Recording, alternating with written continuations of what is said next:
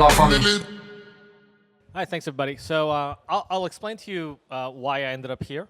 It's kind of a random place to be for a guy in Seattle to be visiting Paris on a rainy day like this. So my wife and I have been on a year-long sabbatical, a time away from work. We're about 11 months in. This is actually our last big trip before we settle down and go back to the United States to do something else. But before that, in September of 2007, I did something really crazy. Actually, it was August of 2007. I did something really crazy. I decided to buy a cat picture website. Like, I know that sounds kind of odd. Maybe it doesn't sound so odd today, and maybe that's because we've done a good job. But to leave my work that was a well-paying job in Seattle in high tech, to purchase a website that somebody else was creating of cat pictures that was only 8 months old, that was called I Can Has Cheezburger, was like the dumbest thing you could ever do. Right? Why would you buy? I mean, you could just see a cat roaming around the office. Why would you want to go on the internet, buy that's not a business. How could this possibly be a business? Within 3 months, we were making a profit. Now, this is, mind you, 2008 at this point, which is the worst recession of our lifetime. So something amazing happened, and I can't take all the credit for that. Obviously, I didn't create the website. Even the guy who started the website, the content didn't come from there. It was all user-generated content. And so this was the burgeoning part of Web 2.0, the idea that you could crowdsource, that you could get people to participate, that you could use social networks or powers of social networks to distribute the content. So, pretty amazing time. Well, I raised investor dollars. Because the company had a revenue stream when we first bought it, or the website had revenue stream when we first bought it, we were able to actually raise money as an enterprise at that point. And then we purchased or grew our other websites. We bought other sites like it, and then we tried to figure out what made it work. And this is the very early days of viral content, right? So we were pioneering the idea of what they called single topic websites, right? So you might think about today of a website like Kim Jong-un looking at things, right? Like you hear about these kind of silly websites that come in and out of style for a couple weeks and they disappear. Well, back in 2008, this was a rather novel idea that people would devote entire websites to the idea of one silly thing. And we would actually create themes around it. So whether it's politics or sports or news or dogs or what have you, we started actually creating communities around the idea that you could actually have a laugh at the perhaps participation or the expense of other users. And one of the biggest ones to come along in this way was Failblog.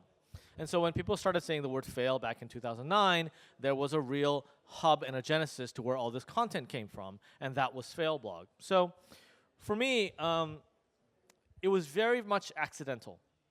I had a job. I didn't like this job. I had a company once when I was younger, when I started out of college. The company failed miserably. I had racked up about $40,000 in debt, all on my credit cards, and I wanted to pay it off, so I got a real job. But the real job wasn't making me happy. So many years later, when I had a chance to rebuild my savings, pay off the debt, and I realized I had a chance to jump and start my own company, running a cat picture website wasn't my dream job. I know that that's probably not a dream job for a lot of people. But I knew that I wanted to use something as a beginning, as a genesis for something bigger down the road. And so that's what I did. So I jumped, and I remember my old boss telling one of my coworkers that I would be back at that job 6 months from now. And he was very much wrong. And so the company grew. We built more websites. We acquired more websites. We raised, I think, a total of $45 million of funding.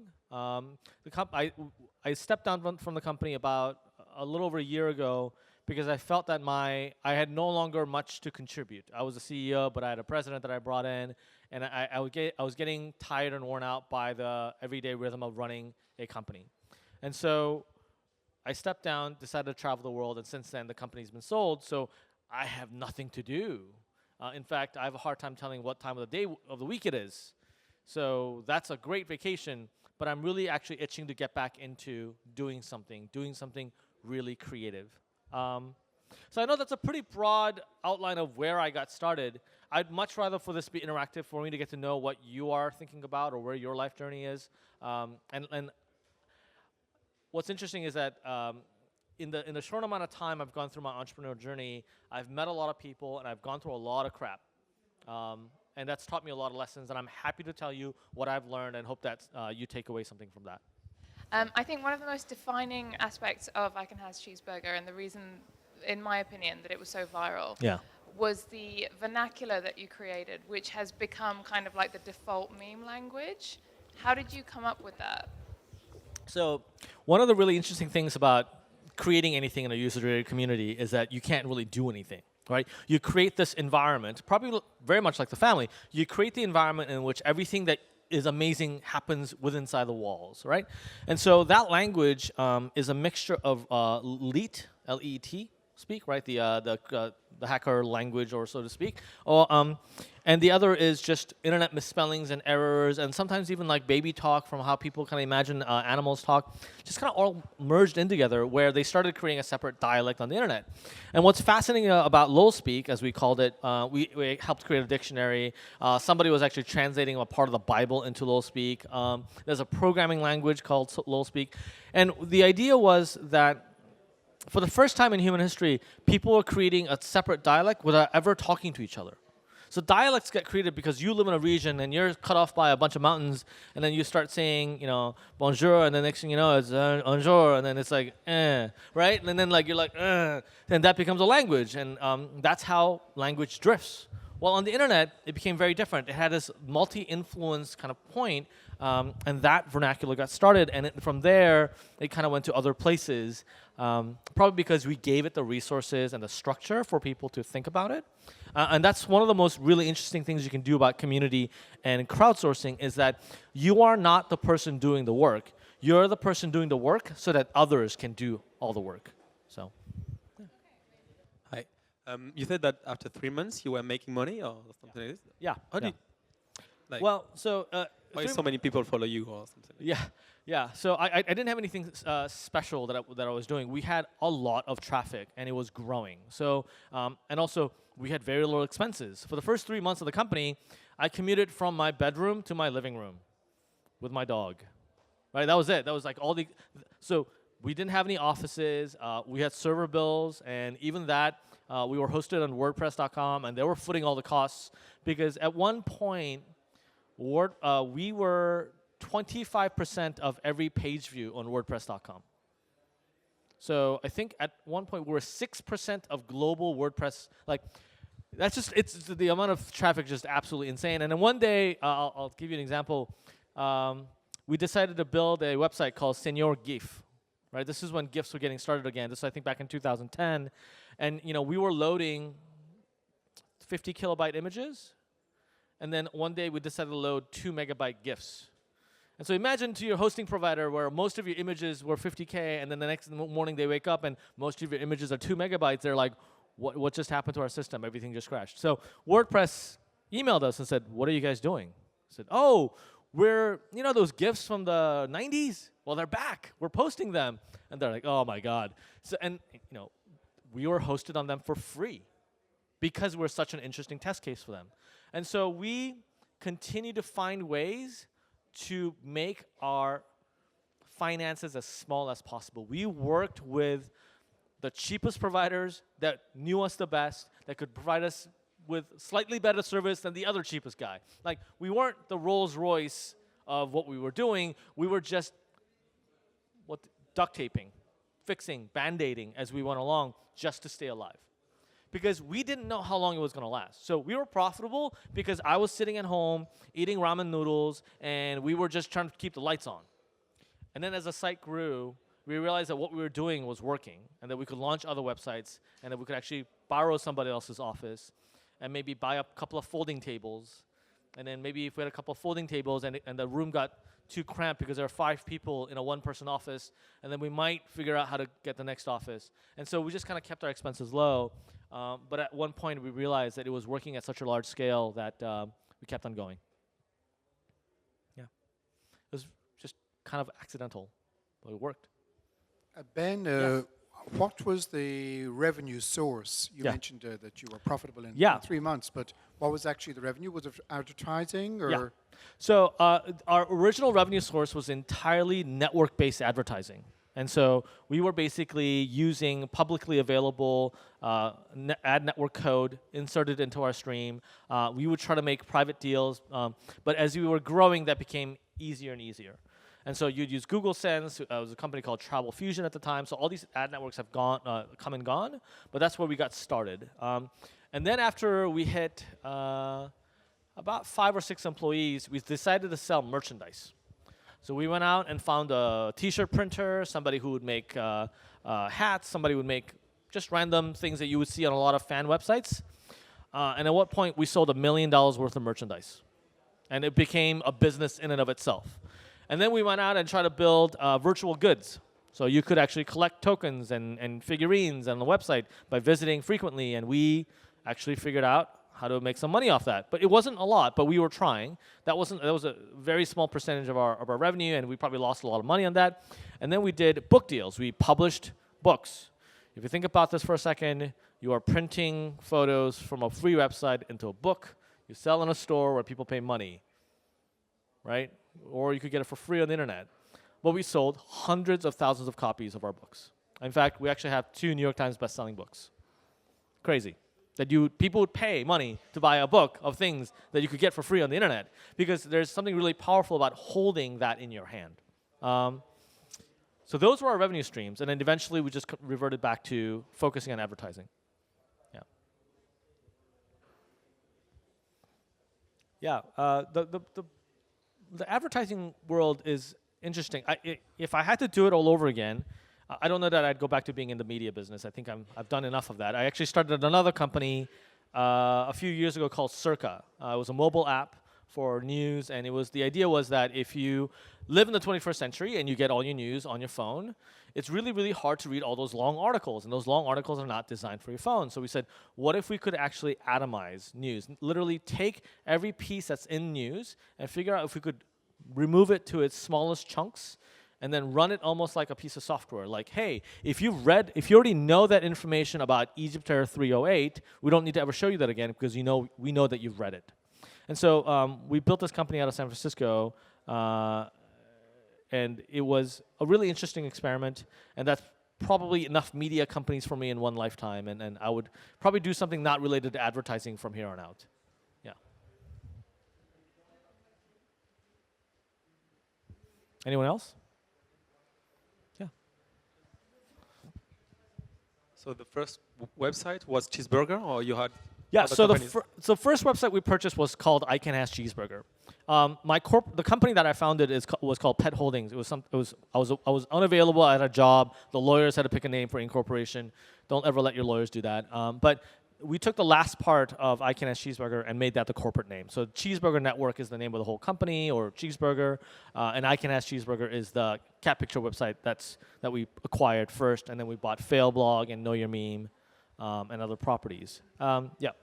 And who is creating or the meme? Yeah. So the founders of the I Can Has Cheezburger website was this couple at the time named Eric and Carrie, who lived out of Hawaii.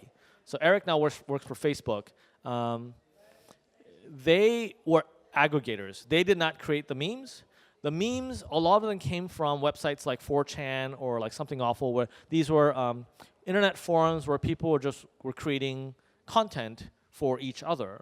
And then from there, you're talking about the genesis of viral content. They went from there to other places on the internet, and Eric and Carrie found them through whatever means, and then they started aggregating them on ICanHasCheezburger.com. And they don't know how, but other people found out about it. They probably sent a few emails to their friends. And so you're really talking about the genesis of virality. Like, this is before Facebook, right? People didn't use Facebook to share content at the time. So this was really people emailing each other or IMing each other to say, you have to go check this out. So I really love content, and I've worked for 2 media, specifically news startups, both of which have failed. So it's really interesting to hear that you were actually able to monetize content, which is not really my focus. I don't care so much about monetization. I just care more about sort of disseminating really good, interesting content that people love. But what do you think is the future of content? Because in my experience, it's very, very difficult to monetize and get investment for. Yeah, so I think the content business right now, I have a theory in content which is a little depressing, and I'll tell you. So one of the things that we have to understand is we create more content as a society today in one day than we've probably ever created in a year 10 years ago. Perhaps we probably create more content in 1 year than all the content that's ever created in history. Right? If you talk about the amount of information density, so we have phones now that can shoot in 4K video, 8 megapixel live video. You can transmit it over Twitter in live. I mean, there's so much we can do in terms of creating content. So what happens is that as the amount of supply continues to grow, as more and more create content, and if you think of the value of content, there's questions as to how you assign value. As the amount of content grows, the value of the average piece of content is basically going to zero. Right? And this is very important when you think about creating a media company, because as the average value per content goes to zero, how do you make money from it? So what happens is you have to figure out what they call premium content. And premium doesn't mean you have to go out and shoot Game of Thrones. Like, premium doesn't mean more money. Premium means valuable to a known, reachable group of people. Right? So if you are doing, so the best way to describe this is the old world model would be Bloomberg. So does anyone here know how Bloomberg makes their money? No. Bloomberg Bloomberg rents computer terminals to stockbrokers and Wall Street financial employees. And these companies pay $2,000 a month for these 2-screen Bloomberg terminals. And all the information inside those terminals is as fast and accurate as possible, paid for by Bloomberg's employees. So you're paying to rent the terminal, but essentially you are buying data through a proprietary exchange. They figured out how to monetize a very lucrative small niche where it's valuable information at the right time. Now that's an extreme case because I'm not going to build a terminal for you to watch photos of cats, right? But you have to find out what specialty do you have and who is a subset of people willing to pay for this that is large enough for you to do it. And sometimes paying either is direct or it is through an advertiser. I think the advertising model is becoming harder and harder and harder to achieve because you need larger and larger scale. The world assumes that you'll be a larger website in order for you to monetize that. Jessica Lessin in San Francisco, she runs The Information. And it is a premium service on technology news. And what's interesting is that I know that she doesn't have the biases my advertising-driven other news sources do. They don't have to ever worry about advertisers. She's not looking for clicks. In fact, she is optimized for the best use of my time possible because she writes articles because I pay for them. I am her ultimate customer, not the advertiser. So just in terms of the value of content, so what I consider to be the most valuable and powerful content on the internet, for example, is Humans of New York. I think that's like, if I had to say my favorite thing on the entire internet, that would be it. But that has a value which is kind of unquantifiable. Yeah. So for people that want to generate that kind of content, is there any kind of game plan, or like would you have to have a? How many of you here know Humans of New York? Okay, if you don't, I suggest you you follow it on Instagram. It is an incredible story in and of itself, as well as a work of art. So for me, when I look at Humans of New York, and I'll explain what it is, it's this guy who essentially goes around New York taking photos of random people, and he's able to distill down an interview into this one paragraph, which is phenomenal.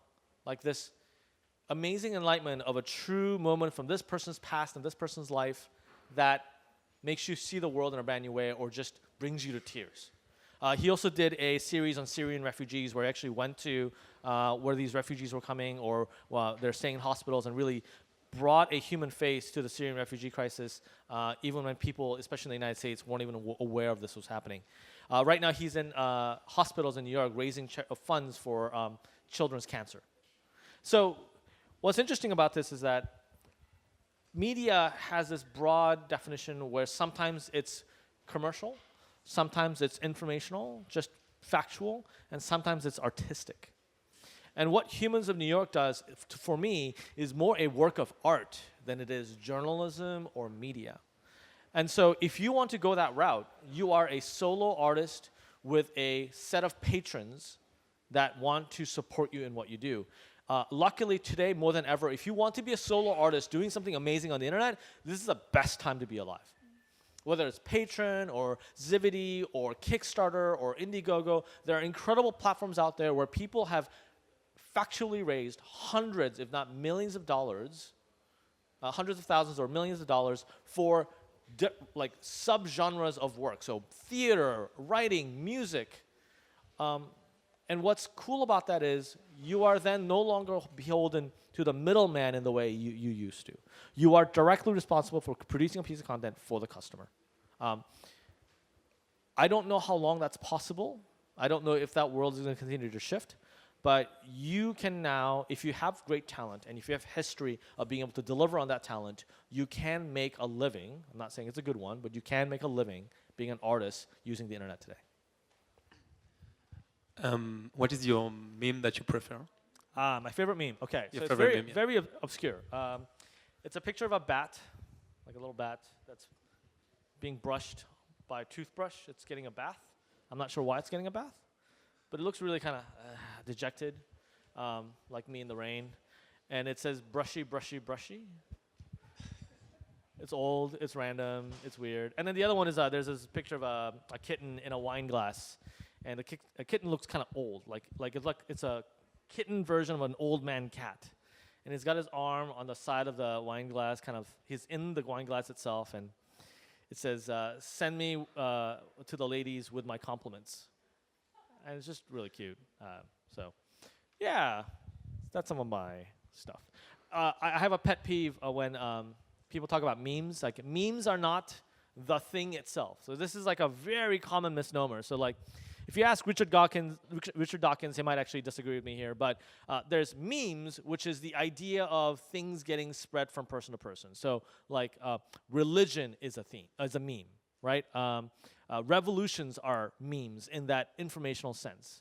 And then there's internet memes, which is a subcategory of memes, which is what everybody thinks a meme is. And that is an idea of a set of rules around a type of photo. So putting funny captions on cat photos is a meme. In fact, I think I can even break it down and say that is a meme framework, right? And that framework is text on image. The meme is the idea, it is not the content. Actually, technically speaking, a little something you heard today, a photo with a caption, in technical terms, is an image macro. I know that sounds really strange, but it's an image, M-A-C-R-O, macro. Like, and then people confuse them, that's a meme. Well, it's not really a meme. And no one can ever create a meme. Like, you cannot wake up one day and go, I want to create a meme. And the reason is that in order for it to actually become a meme, it has to pass through another person, that you need multiple people involved, so it is not a solo project, right? It's the sound of one hand clapping. You're trying to clap, but it ain't gonna happen. Yes. I read that Cheezburger counts about 75 employees, and I heard that you had dogs and cats at the office. Can you tell us about more your hiring strategy and the culture? Yeah. So at our peak employee count, and the company is much smaller since we had 100 employees in 2013, I think. So 2013, we had about 100 employees. Let's see, we had cats sometimes, but most often we had dogs. And so you'd see like dogs going around the office, and the problem with dogs is like one dog will pee somewhere, and then no one will notice it, and the next thing you know, every other dog's like, and they're peeing there too. And then you'd go around the office and like, what is this? What is it? Is this chocolate? No, it's not chocolate. So you'd have to go pick things up, but it's really cute. People really loved it, and they'd come to meetings, they'd all hang outside a meeting window looking at us, and we're like, we're trying to have a meeting. But they're all staring at us, should we let them in? And you let them in, and 10 minutes later, they're like, we all want to get out. But it was really fun. We also had a reality show on television in the United States, which was pretty amazing. So all of a sudden, so when you have a popular enough website, let me tell you what happens in the United States. People approach you and said, we'd like to do a TV show. What they really are saying is, we'd like to see if you can attach your name to an idea of a TV show to see if somebody happens to pick it up later. It's like, less than 5% chance. If you think about the percentage of people in the United States trying to get a TV show on the air, it's like this. The amount of TV shows is like this, okay? So we're like, sure, whatever. And then we decided, maybe there's something here.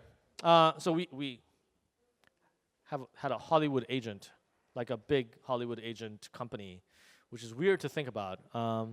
Hey, but it's the internet.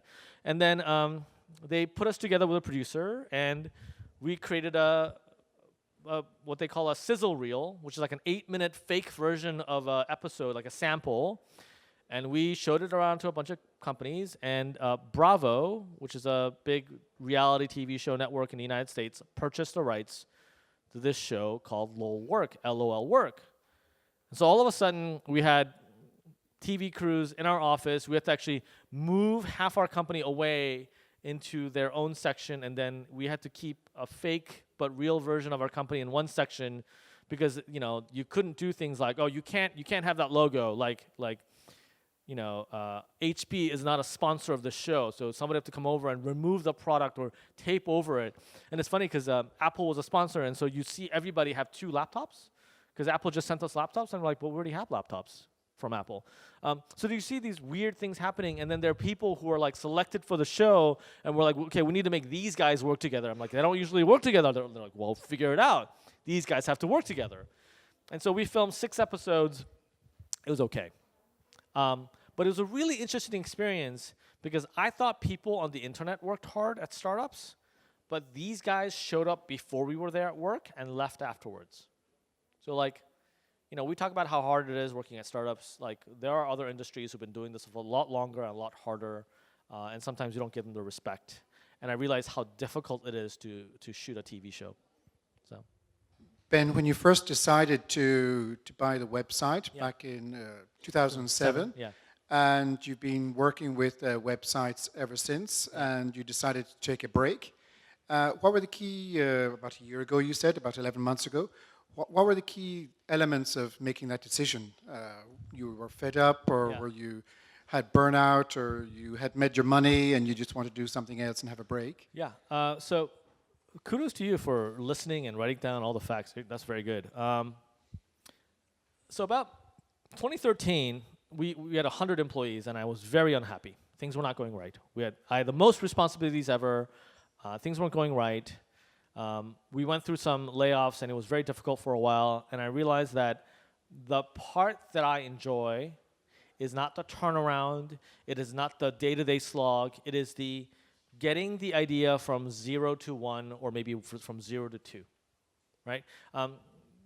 Entrepreneurship is divided into many different categories and classes, and I think Peter Thiel's book, 0 to 1, is a very accurate description of what a lot of entrepreneurs enjoy, which is this thing in this category in this moment in time doesn't exist. We don't know if this works. Like, how can I sell a bunch of people on the idea that taking Ubers instead of cabs is a good idea, right? Like, what the hell's an Uber? Like, the idea of defining a need that you maybe thought existed and creating the infrastructure and the right people to actually get yourself from idea to first person in a car is really, really hard, and it's fraught with uncertainty. I, like a lot of my peers, enjoy that uncertainty. And in fact, with the experience I have so far, I feel like I am more capable of dealing with the uncertainty, not just from a financial or product level, but from a psychological level, right? I think there are a lot of people in the world who wake up every morning and say, okay, I need to go ask someone, what am I supposed to be doing today? Right? I would suggest that because of the way our education system is run, that is 99% of the world. It is not their fault. It is just that they were told from the beginning, you must ask me what you must do this morning. And they said, sure, I'll agree to that. But if the 1%ers of people here who've rebelled against that and said, I don't want to ask somebody else what I want to do today, I'm going to go out and figure it out.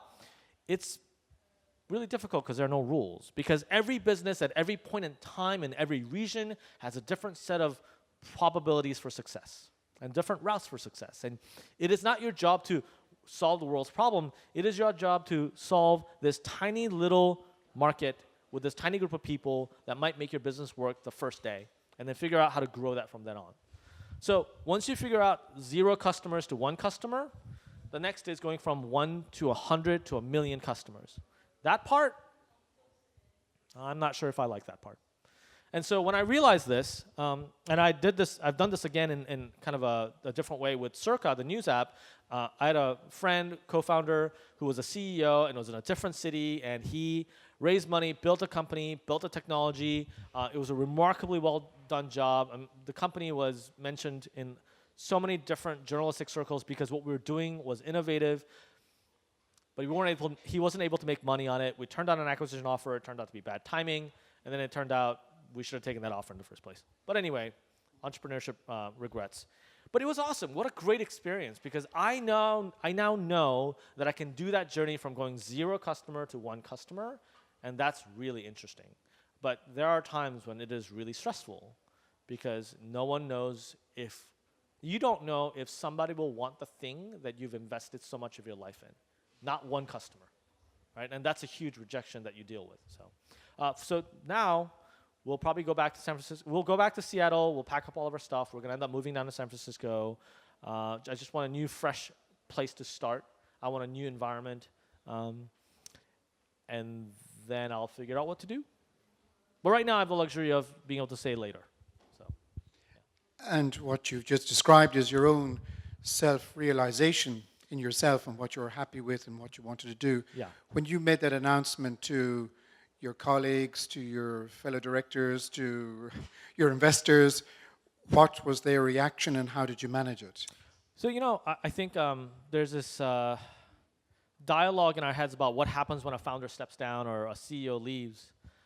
I think in some cases, in my case, I think people kind of saw it coming, right? I wasn't as engaged. I didn't really have a role that I could really fill, or at least that role wasn't as important. I was doing a lot of sales-related work. So when I stepped down, people were like, oh, okay, I see that. Like, we're going to miss you, but, like, you made the right call, right? You're not I don't want to be the guy that is a burden on his own company. And at some point, whether it's your ego or whether it's your ambition, you have to set that aside and say, the guy I hired to replace me is actually doing a really good job. And if I'm not happy here, I shouldn't be here. I don't care if he's paying me a salary. Like, it's just time for me to go because I'm making this guy's job harder because he's got to deal with me. So that realization made it easier. And I remember afterwards, having meetings with our board members and investors saying, wow, that was courageous of you. That, people were very thankful that I handled myself in a manner that gave the business a better outlook going forward instead of making things worse by leaving. And so this is a lot of, it's hard to describe. It's like, if things are going well, why wouldn't you stay? Or if things are going terrible, why wouldn't you go fix it? At some point, it's not your journey anymore. Even if it's the company you started, and if you can actually come to terms with that, then it's a great departure, a great way to say goodbye, and then go move on to do something else. Like, our life is not the company we built. Like, that's a very fundamental a question I think people struggle with. Is like, your company is not your child, your company is not your life. It's just a period of time in your life where you get to do something amazing with amazing people. And if it's not that anymore, stop, move on. So. I have kind of a personal question, yeah, and sure. I'm not sure that anybody else here would really find value in this, but I come from an Asian background too, and for me, especially working in startups, that culture really comes into the decisions that I kind of make in my professional life because, it's a very risk-averse kind of culture, and so my life in startups has kind of been fraught with that anxiety. Yeah. Like, should I really be looking for more stability? And what am I going to tell my family? Did you struggle with that much when you started out, and when you left your job to run a cat website? Yeah, it's an interesting question because you can ask my wife this, but I'm probably not very traditional when it comes to like dealing with my culture. My attitude is screw it.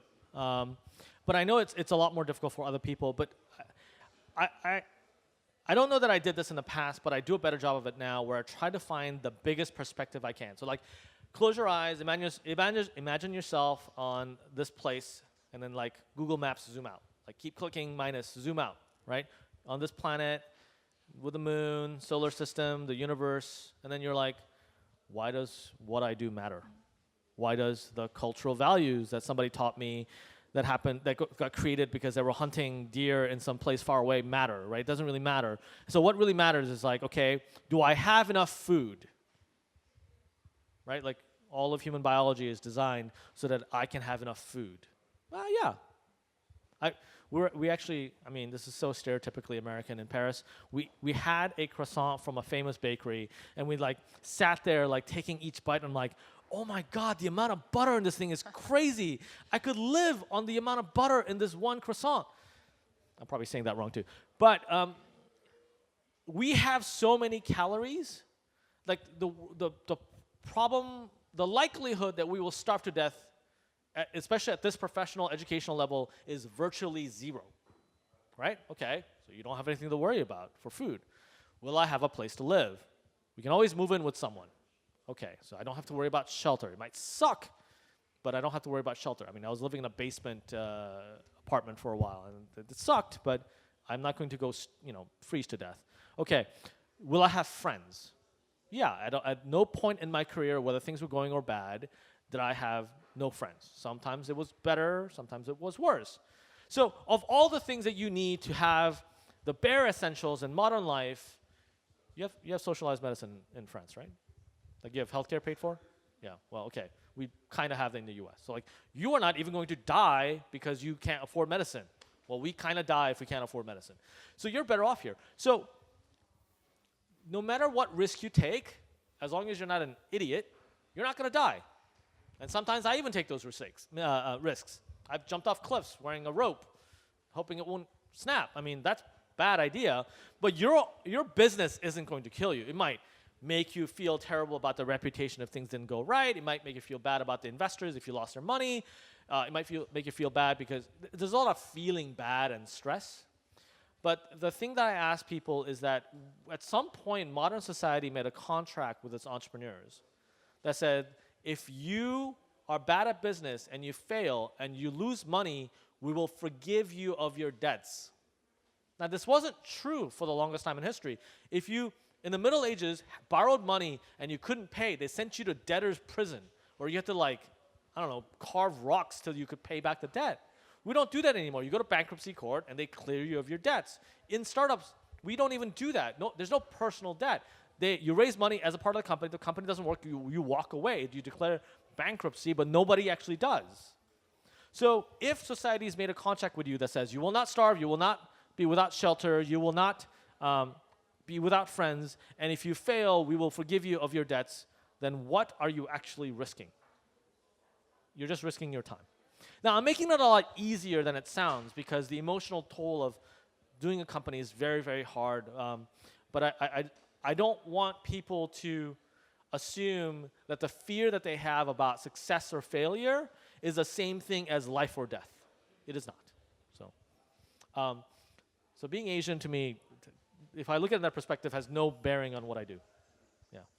Other than I like Asian food. So. Cool.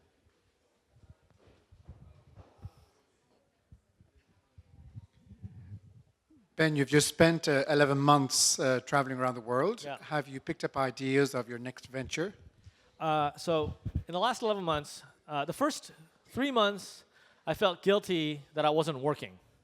So I'm like in amazing places, and I would wake up, I'm like, I'm just gonna go have breakfast, not gonna check on any email or do anything, and then so I'm like, okay, well, maybe I'll get a drone, and maybe I'll be the first person to fly a drone on all 7 continents. So I did that. And then I'm like, well, we should hike the Great Wall of China with a drone, and we'll take film. So we did that. I'm like, I wanted to make myself useful. And then I spent the next several months going, God, I don't know what I'm going to do next. Like, I'm a failure because I don't have a new idea. And the last 3 months, I'm like, it's all fine. It's fine. I don't need it. I'm just going to enjoy whatever I've got left. I've seen patterns. I've seen how amazing the world has become. We live in the most peaceful, most prosperous, we live in a lifetime and in a world in which poverty, extreme poverty in the world is decreasing at a rapid rate, where everybody almost everybody in the world has a cell phone. I mean, it's crazy. I was in the middle of nowhere in Myanmar, and there were dudes with cell phones, like smartphones running around. Like Myanmar, right? They just had the embargo lifted a year ago. We were in Cuba, and there were people like sitting outside a university with their laptops, like on the one Wi-Fi hotspot that was available, like in the city. And it was incredible to see how the world has become smaller, how everybody's lives have increased so much. Life expectancy is going up. You see, almost every measure of violence has decreased dramatically in the last several hundred years. And I'm talking about large-scale things a lot because I can't predict the near future, but I have a much better likely of predicting 50 years from now. Like, I can see where the trends are going, and there's so much trend data that shows how much the world is getting better that I know 50 years from now it's going to be an amazing place to live. So I look at that and go, how do I build a company where we continue down that trajectory when computing gets cheaper, as people want to travel more, as people want to communicate more? What kind of a business, what kind of a thing can I build? Yeah. So the answer is no, I haven't figured out anything yet. Well, thank you very much, and I'm happy to answer any questions in person. I'll just sit down there, and you guys can come up and have a chat if you'd like. And thank you for coming.